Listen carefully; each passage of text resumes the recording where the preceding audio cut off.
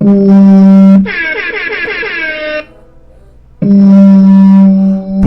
up. Check this out. You're not getting to the nitty gritty with Big Tron.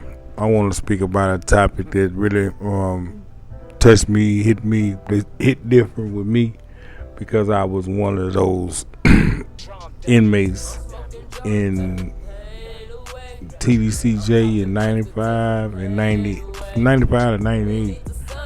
And the particular prison I was in, which was Clemens, aka Burning Hell. No AC, small cells.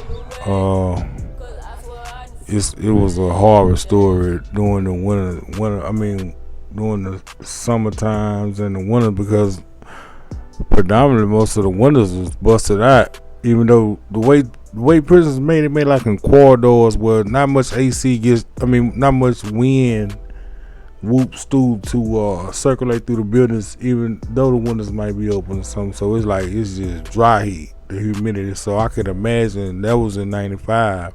So I could just imagine here it is 2023 with the climate change and what we had in life, and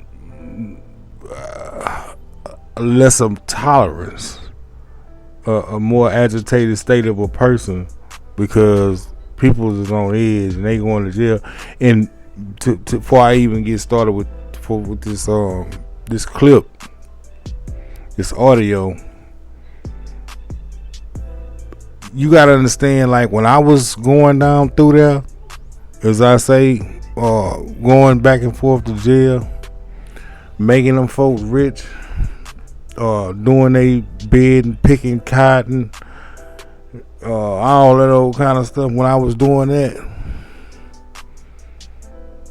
we was in a different climate. We wasn't going to jail for 30, 40, 50, 60 years. You had guys down there like that, but predominantly everybody was drug dealers. So it was like a turnaround, like a revolving door. Actually, they used to call it that, the revolving door.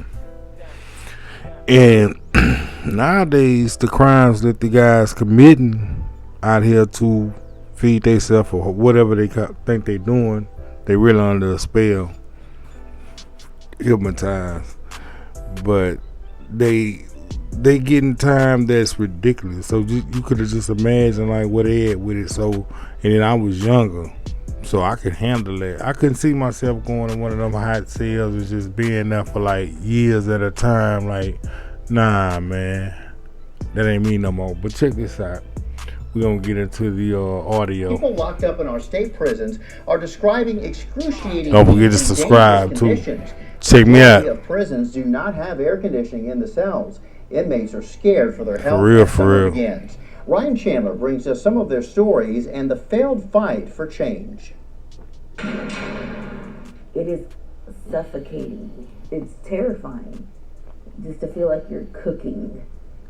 And you are. In my bunkie, I was like, do you think that our brains are frying? Yeah. Lucille Plain State Jail near Houston, the maximum sentence is 2 years. But 2 summers was enough to make inmates like Maggie Luna feel like they were facing life. Man, I can remember. It's all coming back to me now. Sometimes your memory will fail you, but when you hear certain things like a trigger, boom, and you instantly remember. Like you remember, you down to your boxes already. You know, then you know how the floor kind of sweat, the walls sweating. So you is wetting your sheet you finna lay on. You got one sheet. You got your sheet. You done wet both of them. The one you laying on and the one that's on top of you. And you got your little fan that's circulating just a minute little air that it can muster up. It's crazy hot, man. I'm talking about. And the older penitentiaries are like brick buildings, but the ones like the transfer facilities like Gaza West and so on and so forth, they like a tin building, almost like a barn, a chicken coop. And you could just imagine that tin just getting hot. And on those particular facilities, like the transfer facilities, at the time when I was going down through there, you wasn't allowed to buy fans and stuff like that, radios and stuff. You had to get on a unit. So it's crazy down there. All of these women that were suffering with me had not a lot of time and feared that they were getting death sentences. Yeah, it's a death sentence. With a temperature gun, and it would be like 120. 120 internal, 120 inside the prison. Walk away and leave us all cooking in here.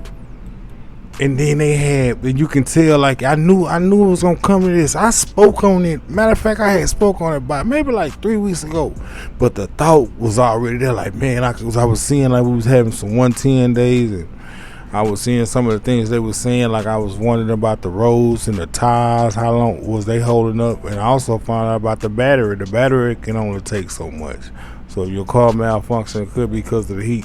But anywho, back to what I was saying. I had been kind of like had compassion, like, man, I wonder what the guys, and kind of said a short prayer for them. And they used to come in there with those guns and do a temperature check. And they had just the smallest ways to combat the heat. They would come around every now and then and bring like you had to keep your cup, like the little 8-ounce cup of water. I think that's an 8 or 6-ounce cup, the little styrofoam, and they'll come around with an igloo, and you can get a hit of water here and there. But man, that heat, man, if you throw that back,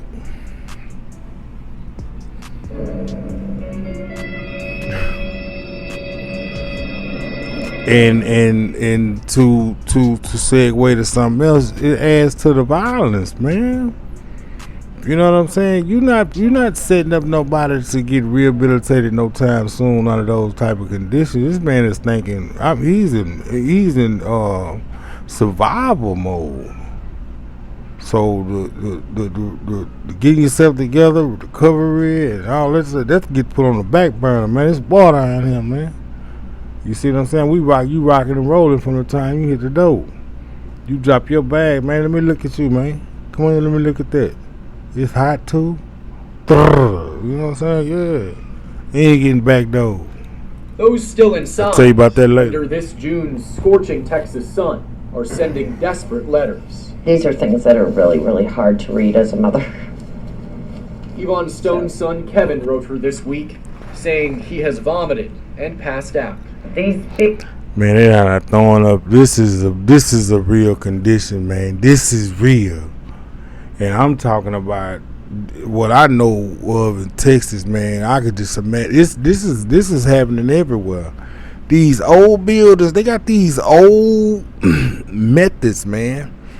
The post office trucks. My cousin's husband was driving them. Ain't no AC in them joints. That little bitty, funny looking, the MASH. If you remember MASH, the old army sitcom used to come on. It was one of them, the MASH Jeep that the post office people drive. Man, it's ridiculous. UPS people that we really need. That's ridiculous.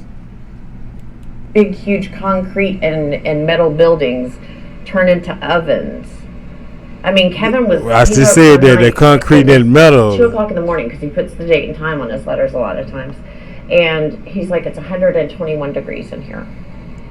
121, man. ECJ tells us protecting employees and inmates is core to their mission. Say, and the only reason why this thing is getting out that 9 is getting what it need to get, and I'm pushing. That's why I'm here. So I'm here for a cause with this one. Is because now the officers are complaining.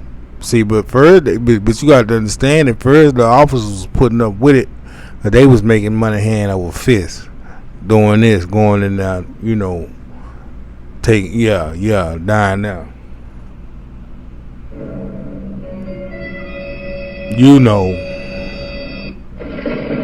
Getting them little itches chochos on the side. But they cut that out, so now it's like, I ain't getting no extra money and it's hot? Knock it off. Ooh, love. They take numerous precautions to lessen the effects of hot temperatures, and these What? efforts work. What precautions? Among What these efforts, works? providing respite areas with AC, as well as water, ice, and fans, So and prioritize. How often are they running these routines? So they say areas with AC. Where? In the infirmary is the only spot I know of. The infirmary and the chapel. The infirmary and the chapel. And the warden office. And the major and all them cats.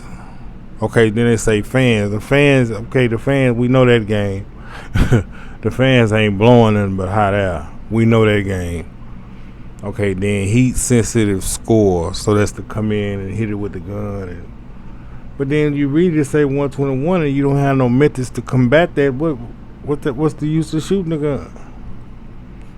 Crazy, man. Inmates for cooled cells with a heat sensitivity score. So far this year, they tell us 4 inmates have required medical attention beyond first aid for heat-related injuries. 9 employees have also suffered heat-related illnesses. Beyond first aid, so it's nothing they can do right there at that facility. Listen, you already in jail. They slow to react anyway.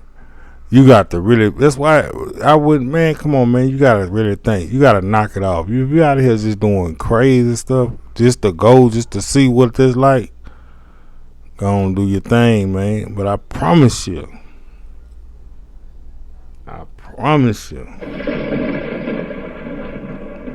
That ain't what you want for yourself. You can be a lot more resourceful out here to yourself. Because down there you gotta rely on somebody sending you something. It's a little tough out here. Now back then you have a girl, she gonna make sure you straight.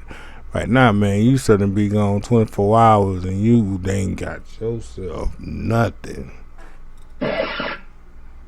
Nothing. Instead of having somebody focus on keeping people cooled down when they're about to stroke out, we should be providing AC, so that's not even a problem that we have to worry about.